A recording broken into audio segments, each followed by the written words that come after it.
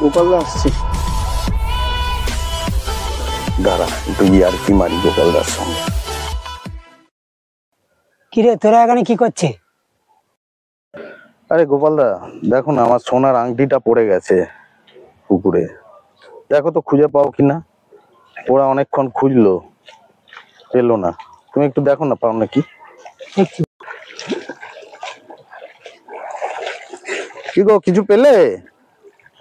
আবার দেখো, আবার দেখো, আবার দেখো।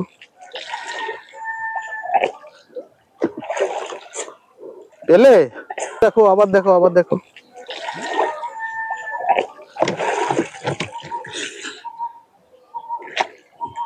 কি গো কি পেলে?